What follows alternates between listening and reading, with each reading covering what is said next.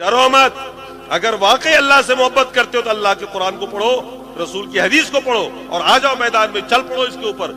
کسی ملامت کرنے والے کی ملامت کی پرواہ مت کرو. جو بھی دشمن ہے میرے سلف کا,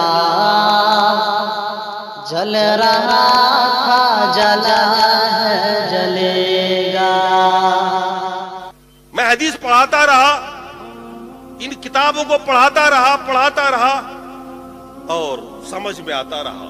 ہمارے سامنے بھی بات وہی تھی جو آج ہے, کہ اگر ہم حق بول دیتے ہیں تو ہمارے ساتھ یہ ہوگا وہ ہوگا, حق پر چلیں گے تو سماج ہم کو یوں کر دے گا, علماء یہ کر دیں گے, لوگ یہ کر دیں گے.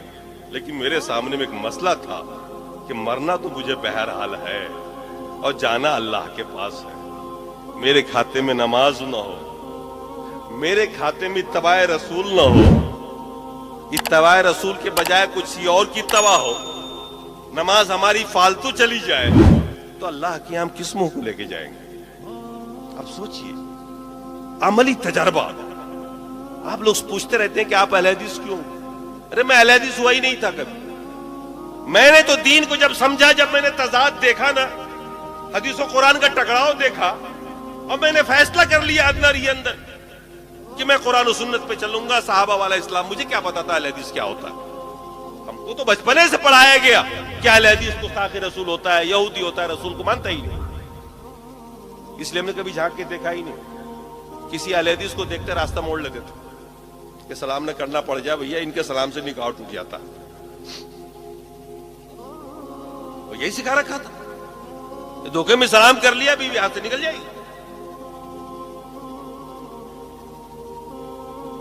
جب ہدایت ہم کو ملی, ہم نے جب سمجھا کہ قرآن و سنت پر چلنا ہی دین ہے, ہم نے چپکے سے استعفا دیا, گھر پہنچ گئے.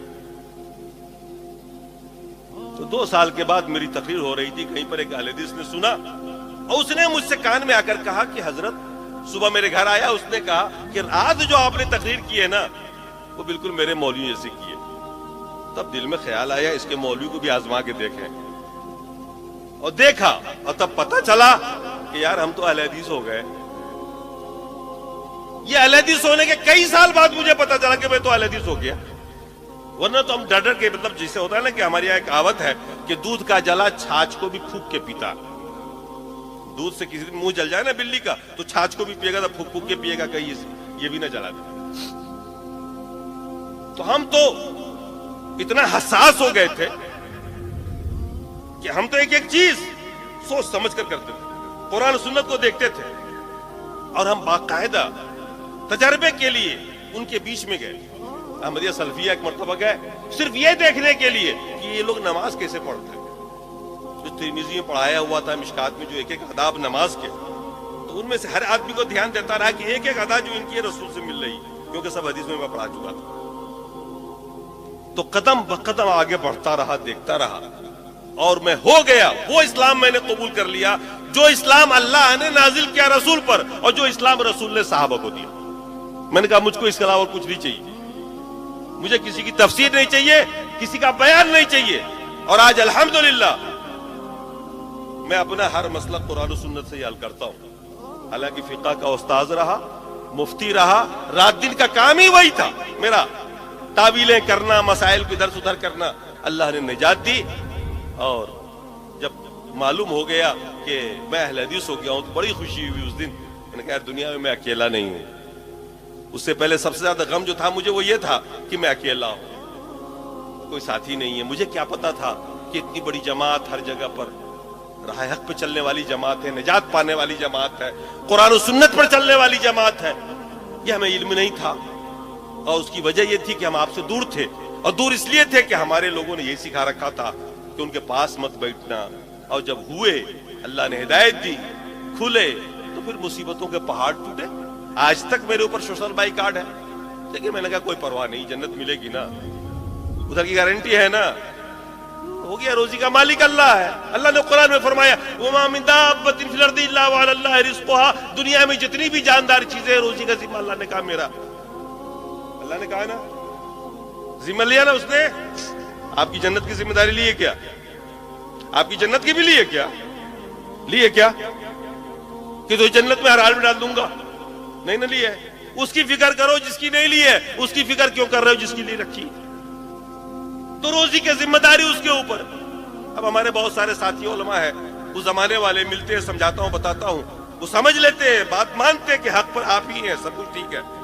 لیکن بھئی آپ کے یہاں تو معاملہ بڑا خراب ہے، نہ نذرانہ ہے، نہ فاتحہ ہے، نہ میلاد ہے، وہاں تو لے دے کے سو کی تنخواہ ہے، ہمارا گھر نہیں چلے گا اس سے. وہ یہی کہتے ہیں. میں نے کہا ابھی تم مومن نہیں ہو، تم نے اللہ کو رزاق نہیں جانا، تم نے ان کو رزاق جانا ہوا ہے. میں نے کہا علماء اہل حدیث بھی کم موٹے نہیں ہوتے ہیں، وہ بھی کھاتے ہیں، اور عوامی ماشاءاللہ خوب کھا رہی ہے، اللہ کا روزی دیا ہوا ہوتا ہے. میں نے کہا ڈرو مت، اگر واقعی اللہ سے محبت کرتے ہو تو اللہ کے قرآن کو پڑھو، رسول کی حدیث کو پڑھو، اور آ جاؤ میدان میں، چل پڑو اس کے اوپر. کسی ملامت کرنے والے کی ملامت کی پرواہ مت کرو. دنیا کیا کہہ رہی ہے، خود کو یہ دیکھو کہ اللہ تمہیں کیا کہہ رہا ہے. یہ دیکھو اللہ تمہیں کیا کہہ رہا ہے. دنیا والے کہہ رہے تھے ابراہیم کو، کیا کہتے تھے ابراہیم کے بارے میں؟ کیا کہا انہوں نے جب حضرت ابراہیم نے ان کے وہ توڑا تھا نا؟ کہا کہ فتن، ایک نوجوان ہے جو ایسا ایسا بول رہا تھا. فتن قرآن میں آیا. لیکن اللہ نے کیا کہا ابراہیم کو؟ کانا امتا. اکیلے ابراہیم کو کیا کہا؟ امت کا. اکیلے ابراہیم علیہ السلام کو کیا کہا؟ لوگوں کی نگاہیں کیا دیکھ رہی تھی؟ ابراہیم ایک جوان ہے اکیلا. لیکن اللہ کیا دیکھ رہا تھا ابراہیم علیہ السلام کو؟ امت. خود کو آپ اللہ کی نگاہ سے دیکھنا سیکھیے کہ اللہ تعالیٰ آپ کے بارے میں کیا کہہ رہا ہے، رسول کیا کہہ رہے ہیں، آپ کے بارے میں کیا چرچے ہیں آسمان پر. یہ مت دیکھیے کہ زمین پر آپ کے بارے میں کیا چرچے ہیں. جنت ادھر سے ملنی ہے، روزی وہاں سے ملنی ہے. سماج کو نہ دیکھیے، رشتہ داروں کو مت دیکھیے. یہ سب سے بڑی رکاوٹیں ہیں. یہی رکاوٹیں مشرکین مکہ کے سامنے میں بھی تھی. وہ بھی اسلام کو سمجھتے تھے، قبول نہیں کرتے تھے. کہتے تھے میں نے اپنے باپ دادوں کو ایسا کرتا ہوا نہیں دیکھا. میرے دوستو، خیر اسی میں ہے کہ اللہ کے پیغام کو پڑھو، چلو رسول کی حدیث کو پڑھو، اس کی اتباع کرو، دین پر چلو، اور کوئی جو قلادہ آپ کے گردن میں ہو نا، گرداری دوپٹہ، اس کو نکال کے باہر کرو. یہی ہے اسلام. جو بھی دشمن ہے میرے سلف کا